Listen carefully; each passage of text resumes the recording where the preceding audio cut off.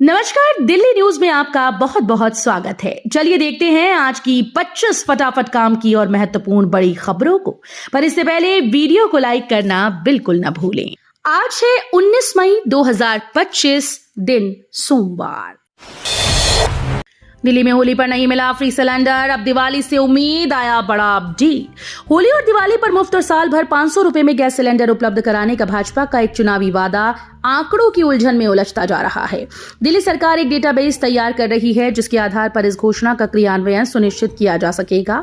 हालांकि सरकार को यह भी भरोसा है कि होली पर भले ही सिलेंडर ना मिले, लेकिन दिवाली पर मुफ्त सिलेंडर जरूर मिलेगा। दिल्ली के खाद्य और नागरिक आपूर्ति मंत्री मनजिंदर सिंह सिरसा ने कहा कि ऐसी हर योजना के लिए डेटाबेस होना बहुत जरूरी है। पॉल्यूशन में सुधार के बाद दिल्ली में हटी ग्रैब 1 की पाबंदियां। तेज रफ्तार हवा के साथ हुई बूंदाबांदी से दिल्ली के वायुमंडल में मौजूद प्रदूषण काफी हद तक साफ हो गया है। हवा की गुणवत्ता में सुधार के साथ ही केंद्रीय वायु गुणवत्ता प्रबंधन आयोग ने ग्रैब पहले चरण के प्रावधान वापस ले लिए। दिल्ली समेत देश के उत्तरी हिस्से में 4 दिन पहले धूल भरे तूफान का प्रभाव देखा गया था। कांग्रेस नेता का बड़ा दावा, बोले पूरी आप पार्टी भाजपा में शामिल हो जाएगी। बीते दिनों दिल्ली नगर निगम में आम आदमी पार्टी के कई पार्षदों ने पार्टी छोड़कर एक नया दल बना लिया। इस मामले पर अब कांग्रेस का बड़ा दावा सामने आया। कांग्रेस नेता उदित राज ने दावा करते हुए कहा कि अगर भाजपा आम आदमी पार्टी के नेताओं को स्वीकार करे तो कुछ पार्षदों को छोड़कर सभी भाजपा में शामिल हो जाएंगे। इस दौरान उदित राज ने पार्टी संयोजक अरविंद केजरीवाल पर निशाना साधते हुए कहा कि उनके नेतृत्व वाली आप का कोई वैचारिक झुकाव नहीं है। दिल्ली के यात्रियों के लिए खुशखबरी, 44 रूट्स पर उतरी 400 छोटी बसेस। लोगों को आरामदायक सफर और बेहतर कनेक्टिविटी उपलब्ध कराने के लिए दिल्ली सरकार ने 44 रूट्स पर दिल्ली इलेक्ट्रिक व्हीकल इंटरकनेक्टर योजना के तहत 400 बसेस उतारी हैं। अब इन सभी बसेस के रूट ट्रायल के तौर पर निर्धारित कर दिए गए हैं। परिवहन मंत्री डॉक्टर पंकज सिंह ने 4 दिन पहले इस योजना की समीक्षा की है।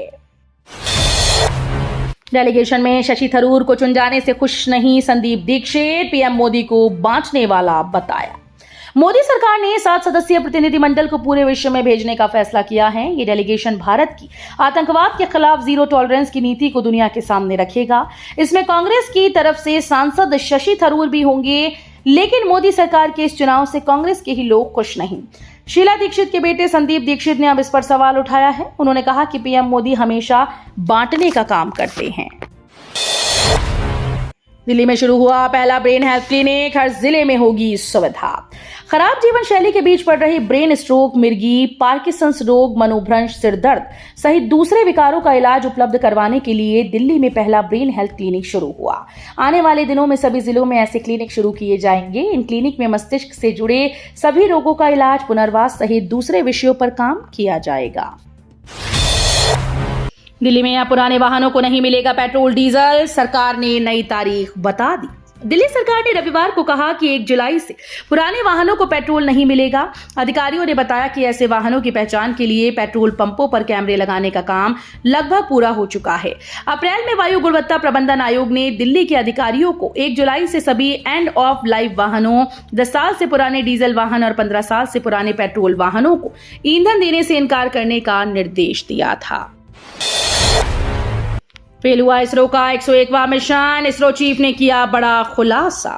ध्रुवीय उपग्रह प्रक्षेपण यानी C61 रॉकेट के जरिए पृथ्वी अवलोकन उपग्रह को अंतरिक्ष में स्थापित करने का भारतीय अंतरिक्ष अनुसंधान संगठन का 101वां मिशन यान तीसरे चरण में दबाव संबंधी समस्या के कारण पूरा नहीं किया जा सका। इस बात की जानकारी अंतरिक्ष एजेंसी ने दी है। ईद बच्चों के लिए सीपीसीबी ने जारी किए दिशा निर्देश, बोर्ड पर लगानी पड़ेगी पूरी जन्म कुंडली। राष्ट्रीय राजधानी क्षेत्र सहित देश भर में चल रहे ईद भट्टे अब कोई जानकारी नहीं छिपा सकेंगे। उन्हें अपनी पूरी जन्म कुंडली एक बड़े बोर्ड पर लगानी होगी। इसमें उनके लोकेशन, कोऑर्डिनेट से लेकर मिट्टी के खनन तक की बारीक जानकारी मौजूद होगी। केंद्रीय प्रदूषण नियंत्रण बोर्ड ने ईद भट्टे के लिए इस आशय के लिखित निर्देश भी जारी कर दिए हैं। मायावती ने भतीजे आकाश आनंद को दी बड़ी जिम्मेदारी, बनाया मुख्य national coordinator. Bahujan Samaj party की ओर से रविवार को नेशनल बैठक आयोजित की गई। इसमें कई महत्वपूर्ण फैसले लिए गए। बैठक में पार्टी सुप्रीमो मायावती ने भतीजे आकाश आनंद को बसपा का मुख्य नेशनल कोऑर्डिनेटर बनाया। उन्हें आगे के कई कार्यक्रमों की जिम्मेदारी भी सौंपी गई। अमित शाह बोले 2029 तक देश की हर पंचायत में 2 लाख पैक्स की स्थापना करेगी सरकार। केंद्रीय सहकारिता मंत्री अमित शाह ने प्राथमिक कृषि ऋण समितियों को वित्तीय रूप से मजबूत बनाने पर जोर दिया। उन्होंने रविवार को अहमदाबाद में अंतर्राष्ट्रीय सहकारिता वर्ष के अवसर पर आयोजित सहकारी महासम्मेलन कहा कि केंद्र सरकार ने प्राथमिक कृषि ऋण समितियों को वित्तीय रूप से मजबूत बनाने के लिए कई अहम कदम उठाए हैं। राम मंदिर में घटे 50% श्रद्धालु, बिगड़ी रामनगरी की अर्थव्यवस्था। रामनगरी में पिछले 2 माह में धार्मिक पर्यटन का ग्राफ तेजी से गिरा है। एक सर्वे के मुताबिक श्रद्धालुओं की संख्या में 50% तक की गिरावट आई है। ये न सिर्फ स्थानीय धार्मिक पर्यटन के लिए चिंता का विषय है, बल्कि इसका असर स्थानीय अर्थव्यवस्था और सकल घरेलू उत्पाद GDP पर भी देखने को मिल रहा है। आतंक और व्यापार एक साथ नहीं चल सकते, गृह मंत्री अमित शाह का पाकिस्तान को 2 टूक संदेश। केंद्रीय गृह मंत्री अमित शाह ने रविवार को अहमदाबाद में अहमदाबाद नगर निगम की विभिन्न विकास परियोजनाओं के उद्घाटन और शिलान्यास किया। उन्होंने ऑपरेशन सिंदूर में भारतीय सैन्य बल की कार्रवाई की प्रशंसा की, साथ ही पाकिस्तान को करारा जवाब दिया। उन्होंने कहा कि आतंक और व्यापार एक साथ नहीं चल सकते। यदि उसने आतंकवाद न रोका तो सिंधु नदी से एक बूंद पानी नहीं मिलेगा। हमने पाकिस्तान को करारा जवाब दिया है। 22 साल बाद पकड़ा गया 50,000 का इनामी बांग्लादेशी, बंधक बनाकर करता था लूटपाट और डकैती। दिल्ली पुलिस की अपराध शाखा ने 22 साल बाद 50,000 के इनामी बांग्लादेशी बदमाश को रंगे हाथ दबोचा है। पकड़े गए आरोपियों की पहचान मोहम्मद खलील उर्फ गुड्डू और खालिद शेख के रूप में हुई। दिल्ली, यूपी, मध्य प्रदेश और आंध्र प्रदेश में ताबड़तोड़ वारदात कर आरोपियों ने दहशत फैला दी थी। रात के अंधेरे में बदमाश पीछे के रास्ते से घर में दाखिल होते थे और परिवार को बंधक बनाकर लूटपाट और डकैती डालते थे।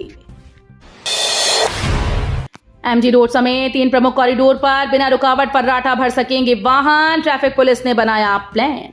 महरौली, गुरुग्राम रोड, नजफगढ़ रोड और पीरागढ़ी रोड कॉरिडोर पर अब वाहन बिना किसी रुकावट के फर्राटा भर पाएंगे।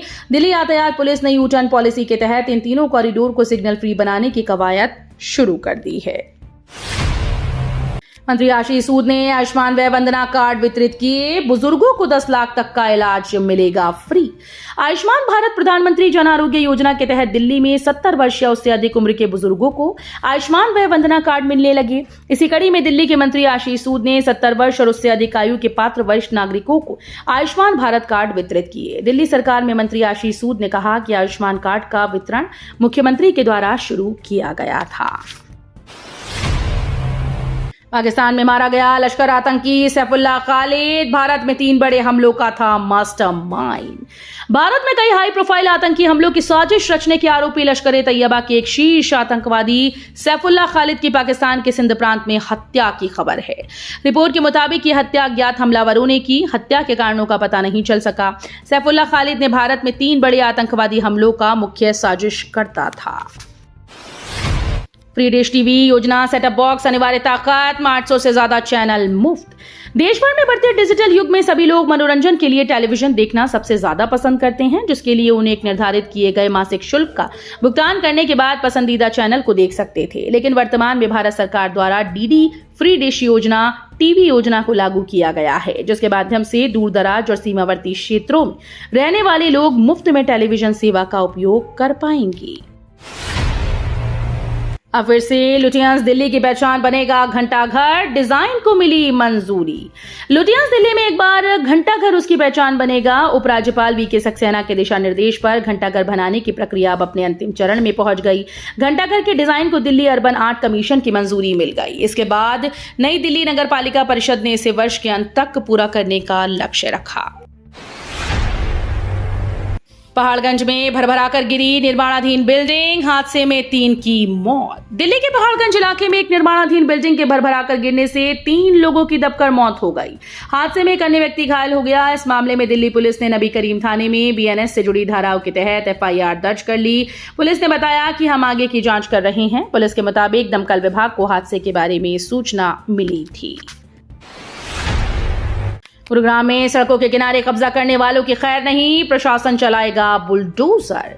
गुरुग्राम में बड़े पैमाने पर सड़कों किनारे किए गए अतिक्रमण की शिकायतें मिलने पर प्रशासन एक्शन मोड में नजर आ रहा है। गुरुग्राम महानगर विकास प्राधिकरण और गुरुग्राम नगर निगम ने इस मुद्दे को हल करने के लिए संयुक्त प्रयास किए हैं।